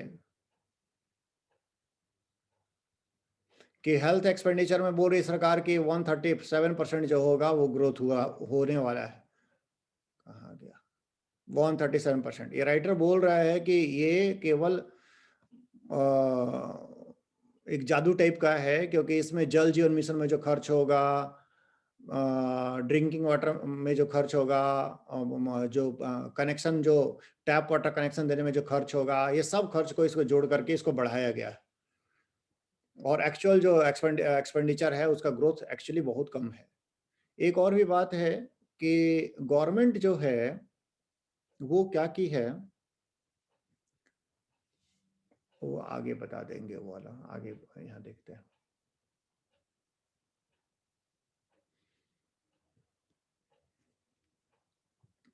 जो जिन स्टेट्स में इलेक्शन है, केरल, तमिलनाडु, वेस्ट बंगाल और असम, इनके लिए बजट में बहुत कुछ है। वो आप लोग को पता है क्यों? आजकल संसद में भी बांग्ला खूब चल रहा है, अभी शुरू हुआ है। बंगाल की बातें काफी हो रही है। खैर, ये सब पढ़ लीजिएगा इसमें, और आगे आगे नहीं बोलेंगे। 15th finance commission recommendation, 1 minute. 15th finance commission से पहले एक दूसरा आर्टिकल कवर कर ले रहे हैं, आएंगे वापस। ये है हमारा, इसको अलग करते हैं।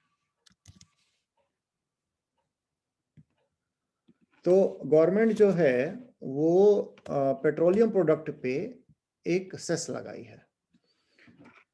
इसका नाम है एग्रीकल्चर, आपको पता ही है एग्रीकल्चर हो ही रहा अभी, एग्रीकल्चर इंफ्रास्ट्रक्चर डेवलपमेंट सेस। ये क्या होगा, पर पेट्रोल पर लीटर 2.5 पर लीटर रहेगा और डीजल पर 4 पर लीटर रहेगा। ये क्या है, फिर से रिपीट कर रहे हैं, agriculture infrastructure development cess, agriculture infrastructure development cess. लेकिन ये सेस लगाने के बावजूद पेट्रोल और डीजल का दाम नहीं बढ़ेगा। क्यों नहीं बढ़ेगा? क्योंकि सरकार जो होगी वो एक्साइज ड्यूटी को कम कर देगी। सरकार पेट्रोलियम प्रोडक्ट्स पे एक्साइज ड्यूटी को कम कर देगी। तो आपको पता है ना, पेट्रोलियम प्रोडक्ट जो है वो जीएसटी से बाहर है, इसीलिए उसमें एक्साइज ड्यूटी चल रहा है अभी। तो आप लोग बताइए कि गवर्नमेंट को जब मेरे से उतना ही लेना है, 90 रुपये पेट्रोल का दाम लेना है, 1 लीटर का पेट्रोल का दाम 90 रुपये, तो फिर ये एग्रीकल्चर इंफ्रास्ट्रक्चर डेवलपमेंट सेस लगा दी 2.5 पर लीटर और एक्साइज ड्यूटी 2.5 लीटर कम कर दी। तो क्यों कर रही है ऐसा? इधर से बढ़ाती है, उधर से घटा देती है। कंज्यूमर को तो उतना ही मिला, उतना ही चल रहा है। कंज्यूमर बोलेगा ठीक तो है, क्या फर्क पड़ता है।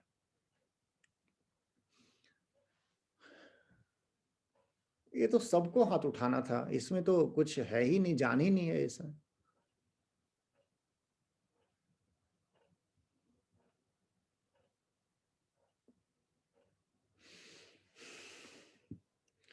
मीरा बोलिए।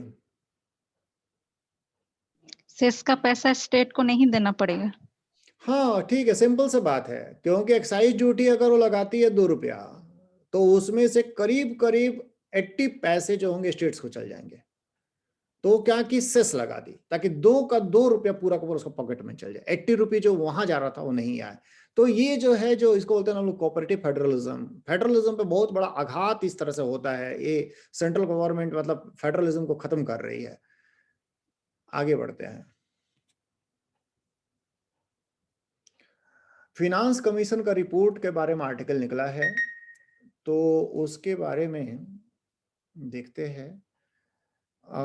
फिनांस कमीशन, अच्छा आप बताइए कि 14th फिनांस कमीशन जो था वो स्टेट को कितना % सुझाता, कुछ बोल रही है? हाँ सर, हम पूछ रहे हैं ना कि स्टेट को नहीं देगी पैसा हाँ। सेस लगा के, ठीक है, तो फिर वो इतना पैसा करेगी क्या? द स्टेट के थ्रू ना डेवलपमेंट कर पाएगी। नहीं, उसका अपना भी तो बहुत सारा काम होता है ना। सरकार, सेंट्रल गवर्नमेंट में बहुत सारा जो उसका जो काम उसके गिनती में आता है। अब जैसे मिलिट्री या नेशनल हाईवे, तो वो सब तो खर्च है ही अपना जगह में। ये जो वैक्सीनेशन जो हेल्थ वर्कर्स को करवा रही है, ये सब तो हो ही रहा है। अच्छा ठीक है। हाँ, आगे बढ़ते हैं हम लोग।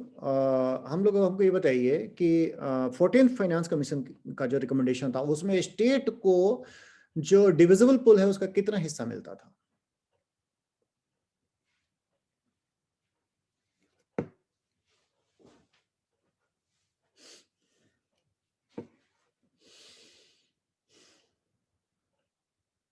मीरा बोलिए। 42%। 42% सही है। ये जो फिनेंस कमीशन है 15th, ये बोला है कि 41% मिलेगा, नॉट 40 to 41%। आप लोगों में से किसी को आइडिया है क्या कि ऐसा क्यों, कि 42 से 41 किया और लॉजिक भी दिया कि हम इस कारण से कम कर दिया? आरती बोलिए। सर यूटी ऑफ JNK और ले के लिए शायद किया था। हाँ ठीक है, क्योंकि अब एक स्टेट कम हो गया ना। अब 42% जो था पहले जाता था 29 स्टेट्स को, अब रह गए 48 ही, 28 स्टेट रह गए, तो एक स्टेट तो कम हो गया। तो कम हो गया इसीलिए जो वो बोल रहा है कि हम 1% कम किए हैं, तो 1% जो है वो 41% उसका रिकमेंडेशन आया हुआ है। ठीक है, देखते हैं और क्या क्या है। तो थोड़ा पढ़ते हैं इसको, चूंकि फिनांस कमीशन हमेशा इंपॉर्टेंट होता है। तो रेफरेंस जो दिया गया था, टर्म ऑफ रेफरेंस, इसमें क्या था कि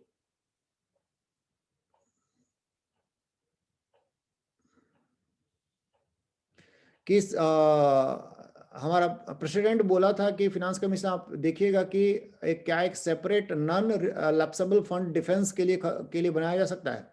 तो अगर डिफेंस के लिए अगर सेपरेट फंड बन जाता, जैसे मान लीजिए कि CFI में से निकाल करके पैसा अगर दे देते डिफेंस के लिए अलग से, तो इसका मतलब CFI से उतना पैसा कम हो जाता, उसके बाद 41% काउंट होता। तो ये स्टेट डर रहे थे कि पता नहीं क्या होगा। फिर इसी तरह से परफॉर्मेंस बेस्ड इंसेंटिव और ग्रांट्स था, ताकि सेंटर का जो स्कीम है जो लागू करेंगे उनको ज्यादा मिलेगा। और भी एक था कि जो पॉपुलेशन है वो 2011 का यूज करने के लिए भी एक मुद्दा था कि पॉपुलेशन 2011 का यूज होगा, तो जो नॉर्दर्न स्टेट है वो ज्यादा फायदे में रहेंगे क्योंकि उनका पॉपुलेशन बढ़ रहा है, और जो साउदर्न स्टेट है उनको नुकसान होगा। ये सारी की सारी बातें थी जो मुद्दे उठे थे। तो खैर क्या हुआ है, 41% बता ही दिए। जो अब रिकमेंडेशन की बात कर रहे हैं, रिकमेंडेशन कैसा आया है?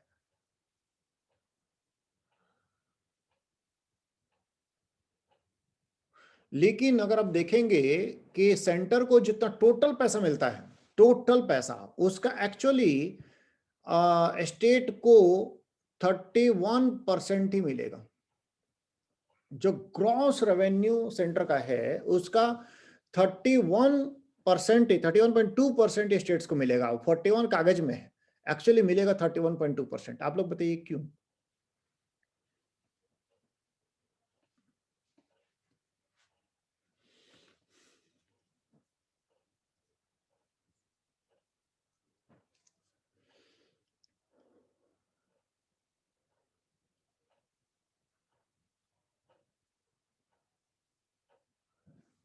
अनिमेश बोलिए।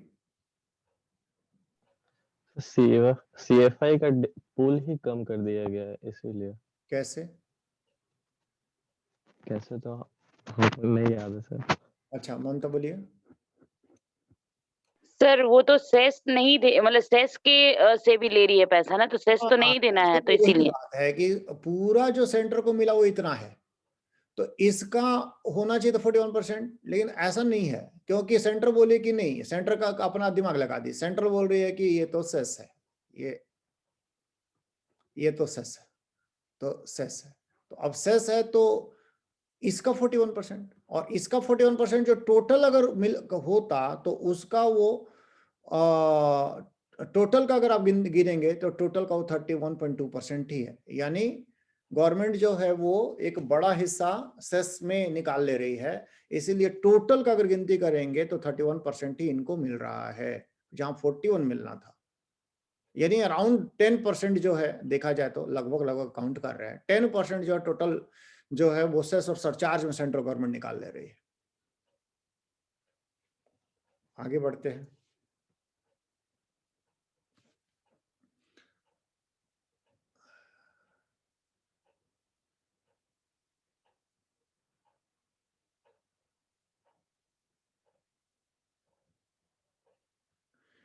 तो डिफेंस के लिए जो मुद्दा था कि डिफेंस में अगर सेंट्रल गवर्नमेंट बोली थी कि देख लीजिएगा कुछ अलग से फंड बनाया सके, तो ये फंड बनाने के बाद तो किया है, लेकिन स्टेट्स लोगों को नाराज नहीं किया है।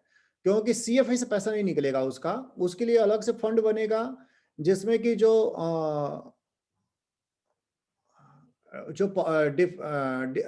डिफेंस सेक्टर में जो पब्लिक सेक्टर एंटरप्राइजेज है उसका डिसइन्वेस्टमेंट होगा और कुछ लैंड का मोनेटाइजेशन होगा, जिससे सीएफआई में पैसा जाएगा, जिससे कि इस फंड में पैसा जाएगा जिसके लिए, जिसको बोला डिफेंस फंड। तो ये एक मतलब एक यूनिक है कि सीएफआई से नहीं निकाल के दी, सीएफआई से निकाल के अगर फाइनेंस कमीशन बोलती कि ले लो तो फिर स्टेट्स का पैसा कम हो जाता, तो वो जो कुछ डिसइन्वेस्टमेंट का पैसा बोल दिए कि वहां पे डाल दो। और ये और भी साउदर्न स्टेट नाराज ना हो जाए, अच्छा हम बात कर रहे हैं साउदर्न स्टेट नाराज ना हो जाए, उसके लिए ये 2011 का सेंसस डेटा जो है उसको यूज की है, लेकिन उसको कम वेटेज दिया गया है, और 71 का जो है उसको वो वेटेज सॉरी नहीं 2011 का डेटा जो यूज हुआ है, लेकिन जिसको बोल रहे हैं कि डेमोग्राफिक परफॉर्मेंस यानी कि कौन अपना पॉपुलेशन कम कर पाया, उसको भी 12.5% वेटेज दिया गया है।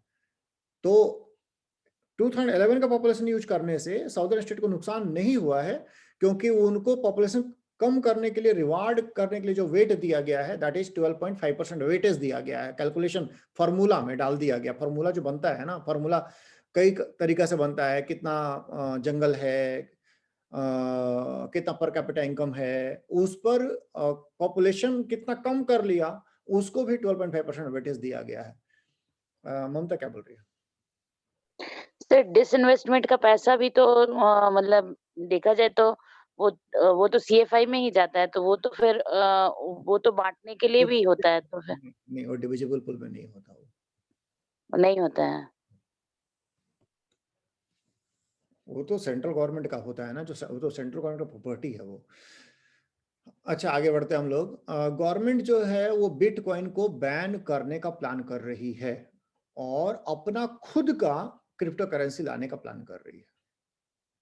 इसके पहले भी आरबीआई बिटकॉइन को बैन नहीं किया, बल्कि बोला कि जो कोई भी बैंक बिटकॉइन का एक्सचेंज को पैसे नहीं ट्रांसफर करेगा। यानी आप किसी ऐप में जाते हैं, वहां पर बिटकॉइन खरीदने की बात करते हैं, गिव मी 1 बिटकॉइन और ट्रांसफर मनी फ्रॉम एसबीआई, तो आरबीआई बोली ना, कोई भी बैंक किसी एक्सचेंज को पैसा नहीं ट्रांसफर करेगा। यानी इनडायरेक्टली बिटकॉइन बैन हो गया था। सुप्रीम कोर्ट का फैसला है, बोला नहीं आप इस तरह से बैन नहीं कर सकते, तो बिटकॉइन को पैसा जाना जारी रहा। लेकिन अब सरकार बोल रही है कि हम लॉ बना करके बिटकॉइन को बैन कर देंगे और अपना खुद का एक क्रिप्टो करेंसी लाएंगे, और टेक्नोलॉजी को बैन नहीं किया जाएगा, ब्लॉकचेन टेक्नोलॉजी को। आगे बढ़ते हैं। हम आप लोग को बताए हैं कि जो गवर्नमेंट सिक्योरिटीज होती है, जिसको बोलते हैं जीसेक का खरीद बिक्री जो लोग करते हैं उनको बोलते हैं प्राइमरी डीलर्स। ये प्राइमरी डीलर्स जो होते हैं they are registered with RBI. Primary dealers are registered with RBI. ये ई कुबेर प्लेटफॉर्म पर जाते हैं और ई कुबेर प्लेटफॉर्म पर गवर्नमेंट सिक्योरिटीज करते हैं। एक लॉट 5 करोड़ का होता है, 5 करोड़। तो आप जो हैं वो डायरेक्ट आरबीआई से गवर्नमेंट सिक्योरिटी नहीं खरीद सकते। तो आप कैसे खरीद सकते हैं? म्यूचुअल फंड्स होते हैं, पीडी होते हैं खुद, तो वो उनमें आप इन्वेस्ट कर सकते हैं, तो जीसेक में आपका पैसा लग सकता है। तो अभी आरबीआई ये सब बोल रही है कि जो रिटेल इन्वेस्टर है वो भी आरबीआई के साथ में, आरबीआई के पास जिल्ट अकाउंट खोल सकते हैं और वो डायरेक्ट भी परचेज कर पाएंगे। आपको पता है सरकार को पैसा का बहुत ही ज्यादा जरूरत है, तो वो रिटेल इन्वेस्टर को डायरेक्ट भी देना चाह रही है। लेकिन रिटेल इन्वेस्टर अभी तक क्या करते हैं, रिपीट कर रहे हैं कि जो फंड है वो म्यूचुअल फंड के थ्रू खरीद सकते हैं और म्यूचुअल फंड के थ्रू ही बेच सकते हैं। और पहले जो कुछ और भी प्लेटफॉर्म थे जहां पर खरीद सकते थे, लेकिन बेचना उनका बस का बात नहीं था, क्योंकि खरीद बिक्री इसका 5 करोड़ का लॉट में ही होता है। तो अब रिटेल इन्वेस्टर को मौका लगेगा। तो जो शॉर्ट टर्म इंस्ट्रूमेंट होते हैं जिनको बोलते हैं ट्रेजरी बिल्स, ये 91 डेज, 182 डेज और 364 डेज के होते हैं। और डेटेड सिक्योरिटीज जो होते हैं long term instruments, they are between 5 years to 40 years।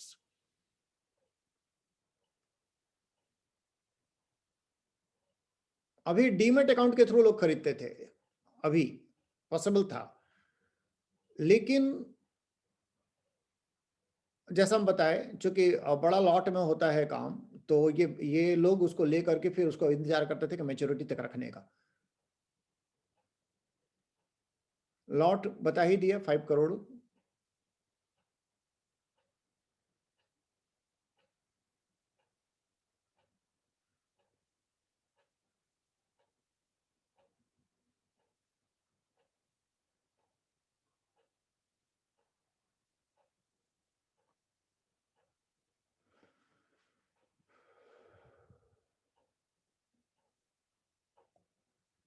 आगे बढ़ते हैं। आरबीआई बोल रही है कि अगला साल जो है हम लोग इसको अकोमोडेटिव इंस्टेंस में रहेंगे, और यानी कि अभी और भी सॉफ्टनिंग हो सकता है रेपो रेट का। वो आपको लोग पढ़ने के लिए छोड़ रहे हैं। पीयर टू पीयर लेंडिंग के बारे में एक बड़ा सा आर्टिकल हम डाले हैं, इसलिए कि आप लोग को पीयर टू पीयर के बारे में पता हो, इसलिए नहीं कि आप लोग जा करके करें। पीयर टू पीयर लेंडिंग क्या होता है समझ लीजिए, कि सोचिए कि हमको लोन लेना है, लोन लेना है, लेकिन मेरा बैंक के साथ में इंटरेक्शन नहीं है, कम है इंटरेक्शन। और आप अगर खासकर सरकारी बैंक में जाएंगे लोन लेने के लिए तो उतना आसान भी नहीं होता है। आप प्राइवेट बैंक से आप लोन ले सकते हैं आसानी से, आप एसबीआई अगर में से चाहेंगे इंटरेस्ट जरूर कम होता है, बट पेपर वर्क्स और सिविल स्कोर काफी मैटर्स करता है, आपका इनकम काफी मैटर करता है। तो जो भी हो, खैर, आप किसी कारण से, आप सोचिए हम किसी कारण से बैंक हमको लोन देने से मना कर दिया, हो ही सकता है मेरा प्रोफाइल ही खराब हो गया हो, चेक बाउंस करता हो मेरा बैंक में। तो ऐसे हालत में मेरे पास क्या रास्ता है? रास्ता है कि मनी लेंडर के पास जाए, अड़ोस पड़ोस में कुछ खान लोग भी ये सब काम करते हैं, या तो उनको ढूंढे, या फिर और भी लोग जो मनी लेंडिंग के व्यवसाय में हैं। तो मनी लेंडिंग में आपको अगर बहुत कम भी चार्ज कोई किया, बहुत बहुत कंसेशन कर दिया, तो 2% से कम में तो देगा नहीं पर मंथ। 3% स्टैंडर्ड चलता है, 3% हम लेके चल रहे हैं। 3% में आपको 36% जो हो गया इंटरेस्ट रेट हो गया ईयरली। तो ईयरली इंटरेस्ट 36% में आप लेंगे, और हम लिए पैसा, ये बहुत बड़ा अमाउंट है, बड़ा इंटरेस्ट हो सकता है हम नहीं भी पे कर पाए, और फिर घर में तकादा और बहुत कुछ। तो क्या होता है कि कुछ एनबीएफसी होते हैं, वो एनबीएफसी जो होते हैं they are peer to peer, बल्कि नहीं, एनबीएफसी नहीं, पीयर टू पीयर प्लेटफॉर्म होते हैं। पीयर टू पीयर प्लेटफॉर्म में क्या होते हैं, आप रजिस्टर क्या लैंड सेफ करके भी आता है, कई सारे हैं, वो देख लीजिएगा आप लोग। ये जो होते हैं यहाँ पर आप जा करके, एक इंडिविजुअल है जिसको काफी पैसा है, वो प्लेटफॉर्म पर रजिस्टर कराएगा, और एक इंडिविजुअल है जिसके पास रिक्वायरमेंट है, मनी डिफिसिट है, ये पैसा चाहिए, तो ये दोनों जो होगा प्लेटफॉर्म पर रजिस्टर कराएंगे, और यहाँ पर इन दोनों का दोनों मिलेंगे और रेट तय करेंगे, क्या रेट। तो ये दोनों एक दूसरे को जान नहीं रहे हैं। ये जो है इसके बारे में सारा का सारा इंक्वायरी जो होगा वो ये प्लेटफॉर्म करेगा, इसका सिविल स्कोर, इसका इनकम, एड्रेस, सब सारा का सारा वेरिफिकेशन जो होगा वो ही करेगा। ये आपको फैसिलिटेटर है, ये आपको बता देगा कि इसका सिविल स्कोर क्या है, इसका इनकम क्या है। आप ये दोनों एग्री कर गए, रेट और amount can't be more than 50,000 from one platform and one borrower. तो ये जो है वो लेकिन अलग अलग प्लेटफॉर्म से इसको 5 लाख तक का है, और अलग अलग प्लेटफॉर्म में इसका 50 लाख तक का है। खैर, तो ये लोग दोनों एग्री कर गए, और तब क्या होगा, ये जो कंपनी प्लेटफॉर्म होगा एक एग्रीमेंट भी बनवा देगा, और एग्रीमेंट बना करके ये पैसा यहाँ जाएगा, यहाँ से ट्रांसफर हो जाएगा, यहाँ तक चला गया। अब क्या होगा बता रहे, इट इज लीगल, एक पॉइंट बता दे, इट इज लीगल। तो सोचिए क्या हुआ, कितना में तय हुआ, 20%। तो 20% में हुआ तो क्या हुआ, एक बात कि इसको क्या फायदा है, अगर बैंक में पैसा रखता तो इसको कितना मिलता, मैक्सिमम मिलेगा, तो आजकल मैक्सिमम 8% जाएगा, बहुत ज्यादा तो 8%, लेकिन इसको 20% मिल गया, चलिए इसको फायदा है। इसको क्या फायदा है, मनी लेंडर से लेने जाते 36% पड़ता, 20% मिल गया, दोनों को फायदा है इसमें। तो और प्लेटफॉर्म जो होगा वो जो अपना फी चार्ज करेगी वो करेगी।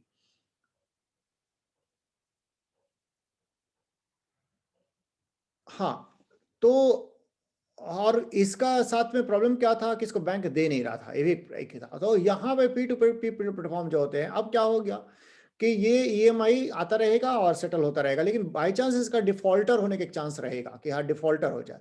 तो डिफॉल्टर हो जाए तो एग्रीमेंट्स होते हैं, लीगल टीम होते हैं, वो ये P2P जो होगी वो हेल्प करेगी जो रिकवरी के लिए।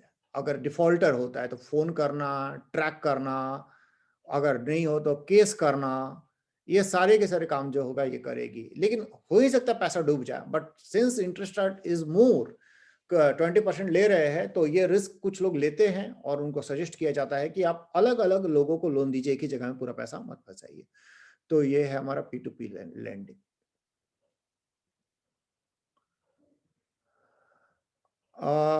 आपको पता है, चलिए ये फ्यूचर कंपनी के बारे में कुछ बताइए। तो कौन बता रहा है? एक कंपनी का नाम है फ्यूचर।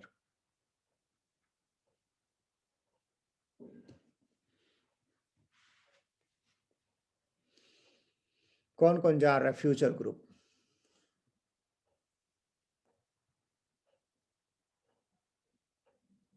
अनिमेश बोलिए। अमेजन के साथ डील हुआ था कि अमेजन इसको टेक ओवर करेगी, बट फ्यूचर अभी रिलायंस के साथ जा रहा है, मतलब रिलायंस इसको टेक ओवर कर रही है। फ्यूचर फिर अमेजन करता क्या है? फ्यूचर सब में बिग बाजार एंड ऑल यही सब। हाँ, बिग बाजार का जो प्रमोटर ग्रुप है ये, तो बिग बाजार का जो होल्डिंग्स है, बिग बाजार का जो होल्डिंग्स है उसका, बिग बाजार का वो अमेजन से इसका कुछ एग्रीमेंट था। उस एग्रीमेंट के अमेजन के हिसाब से उसके कॉन्ट्रावेंशन में ये रिलायंस से डील किया और रिलायंस को एसेट अपना देना शुरू कर दिया। तो ये लोग चलिए, लोग कहाँ पे आर्बिट्रेशन हुआ था? हाँ निमेश बोलिए। सिंगापुर।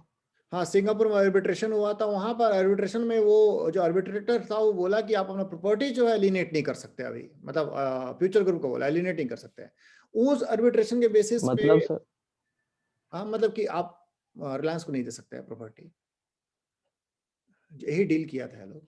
तो ये आप प्रॉपर्टी रिलायंस को दे सकते हैं, लेकिन वो सिंगापुर में हुआ था। उस बेसिस पे अमेजन जो है वो यहाँ पर आई, यहाँ के हाई कोर्ट के पास, और वो बोली कि वहां जो मतलब हमको मेरे फेवर में जो अवार्ड मिला है वो यहाँ पर भी लागू करने योग्य है।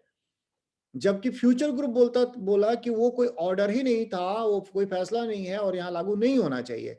तो यहाँ की कोर्ट मानी है इस बात को कि ये फैसला जो है ये लागू होने लायक है, और फ्यूचर ग्रुप को बोली है कि अभी जब तक पूरा फैसला ना हो जाए अपना तो जो प्रॉपर्टी है वो दूसरों को नहीं दे सकता है, अलिनेट नहीं कर सकता है। यानी कि अमेजन के फेवर में रहा है। आगे बढ़ते हम लोग। अभी जो IRDAI है वो जो है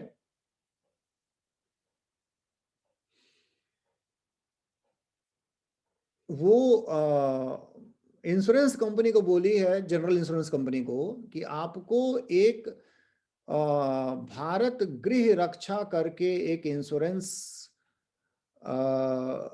प्रोडक्ट बेचना ही पड़ेगा। वो प्रोडक्ट कौन बनाएगा, मतलब उसका पूरा पॉलिसी कौन बनाएगा? वो बनाएगी IRDAI, और इन लोगों को बेचना पड़ेगा, जिसमें कि घर में रॉबरी हो जाए।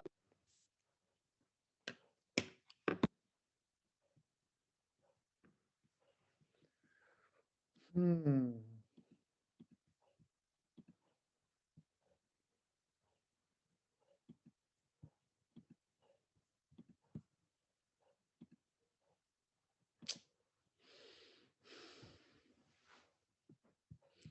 ये नेट का कनेक्शन टूटा। मेरा आवाज मिल रहा होगा ना? मेरा आवाज मिल रहा है क्या?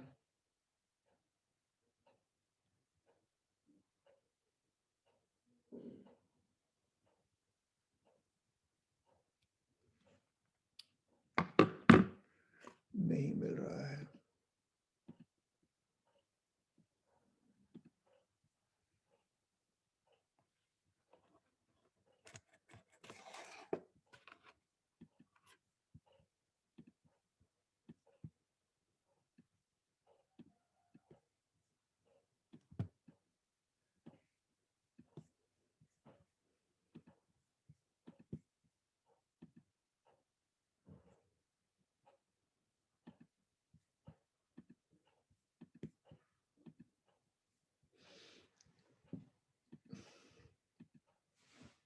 कनेक्शन टूट गया था। आप लोग लास्ट तक मेरा कौन सा बात सुने थे?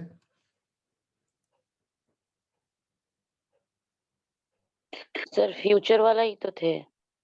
फ्यूचर से आगे नहीं सुन पाए थे ना? अच्छा ठीक है, तो हम आगे बात करते हैं। ये जो है IRDAI, ये सारी की सारी जो जनरल इंश्योरेंस कंपनियां हैं, इनको बोली है कि आपको भारत गृह रक्षा नाम का एक पॉलिसी बेचना पड़ेगा। ये पॉलिसी के टर्म एंड कंडीशन IRDAI ही बनाएगी। तो इसमें अगर घर में आग लग जाए, डकैती हो जाए, ये सब जो होगा ये कवर होगा। 5 करोड़ तक का कवर होगा। और घर में सामान जो होंगे वो सामान इसके 20% बाय डिफॉल्ट हो जाएंगे। अगर आप 5 करोड़ का कराए हैं तो 1 करोड़ का मान लिया जाएगा इसमें सामान था, तो but subject to maximum 10 lakh. आप कितना का भी कराएं, यानी कि इसका मतलब हो गया अगर आप 50 लाख का कराते हैं तो 10 लाख, और ये मैक्सिमम है। 40 लाख का कराते हैं तो 8 लाख, लेकिन अगर 1 करोड़ का कराते हैं तो भी 10 लाख। इतना का सामान मान लिया जाएगा और ये जो होगा इंश्योरेंस होगा। तो हम ऐसा करते हैं, आज यहीं पे छोड़ रहे हैं। लाइफ एंड साइंसेज हम परसों लेंगे क्लास पे करंट अफेयर्स का। कल है दिन वेडनेसडे, तो वेडनेसडे को हम लोग कॉन्स्टिट्यूशन पढ़ लेते हैं, और फिर वैसे हम लोग पास टाइम है। वेडनेसडे, फ्राइडे,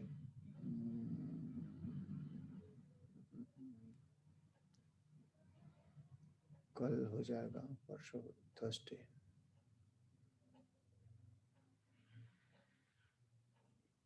ठीक है, देखते हैं। ममता हो सकता है कल सुबह क्लास लेगी, अगर लेगी क्लास तो एक और कवर हो जाएगा। लाइफ एंड साइंसेज और नेशनल कवर कर देगी, तो फिर हम थर्सडे को इसको कंप्लीट कर देंगे।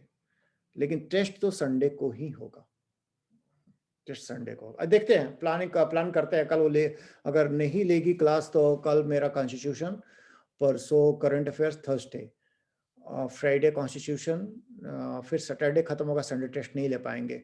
तो देखते हैं, इसका मतलब है कि क्लास एक ना एक कराना पड़ेगा बीच में। तो अच्छा, हम आपको बता देंगे। लेकिन कल पॉलिटी शुरू कर रहे हैं। किसी कुछ पूछना है?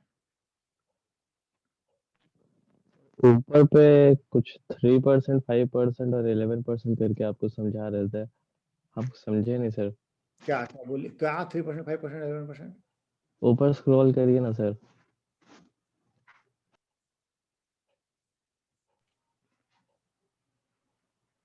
यहाँ नहीं सर, और ऊपर है।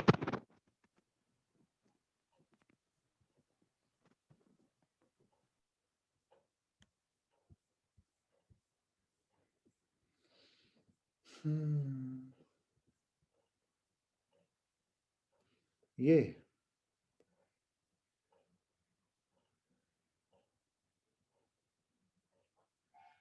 यही वाला ना? हाँ हाँ सर। हम इसमें ये बोल रहे हैं ना कि कोई पर्सन है, इसको समझिएगा। अब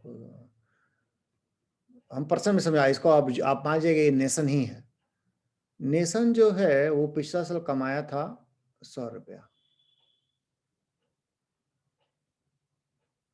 और ये बाहर से लोन ले रहा है।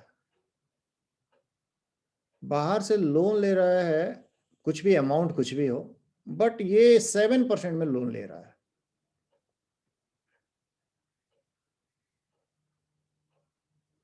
और इसका जो ग्रोथ रेट है, अगर वो 10% है, तो ये जो इकोनॉमिस्ट है ओलिवर ब्लाकार्ड का, इसका कहना है कि अगर ग्रोथ रेट बोरोइंग का इंटरेस्ट रेट से कम हो तो फिस्कल डिफिसिट का कोई मतलब नहीं है। मतलब ये रेट ऑफ इंटरेस्ट जो है 7%, ये इससे कम होना चाहिए। मतलब ग्रोथ रेट अगर 2% है और इंटरेस्ट रेट जो है वो 5% है, तो ये डेंजरस है। ये थ्योरी ये इसमें बोला है, इकोनॉमिस्ट का जो थ्योरी है। interest rate paid by government is less than growth rate.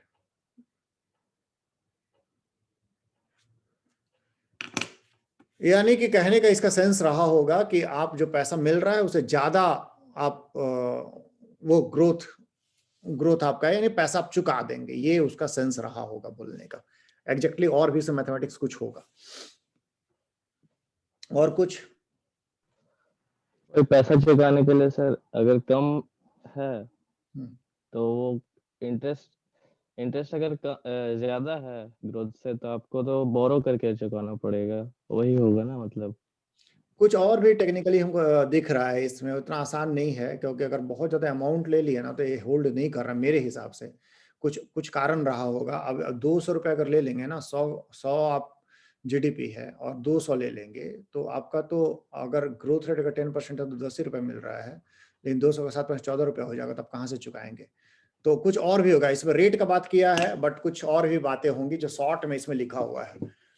मतलब कि अमाउंट नहीं लिखा ना बोरोइंग का, केवल रेट बता के छोड़ दिया, बट अमाउंट भी तो मैटर करना चाहिए, कुछ होगा उसमें। कुछ बात है कुछ बात नहीं है। एनीवे इसको यूज करके हमारा जो अमाउंट आ रहा है सर वो भी तो 10% का ग्रोथ रेट है ना उसका भी, जो 200 लिया आप। वो कैसे मानेंगे? वो नहीं मान लेंगे ना आप। 100 रुपया, अच्छा वो अमाउंट का बोल रहे हैं, तो अमाउंट तो जीडीपी इस हिसाब से 200 रुपए कर्ज लेने के बाद वो 200 जीडीपी में आ जाएगा।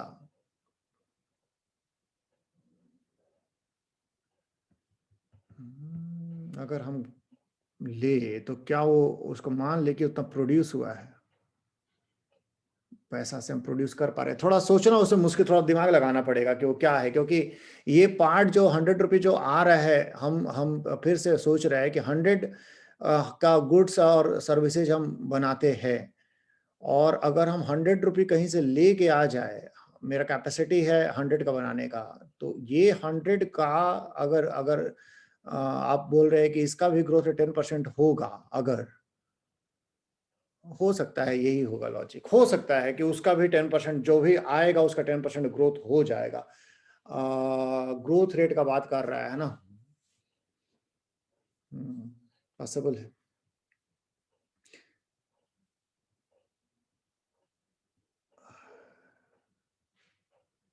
हाँ, क्योंकि जो आया उसका ग्रोथ, हाँ तो इस ये जो आया उसका ग्रोथ, जो पहले से तो उसी पर तो ग्रोथ हो रहा है, तो ये जो है ये इस कारण से ये बोल रहा है कि इसीलिए चलेगा। और मतलब कि ये फिजिकल डिपॉजिट कोई मैटर नहीं करता। हाँ, कुछ और भी किसी को पूछना है?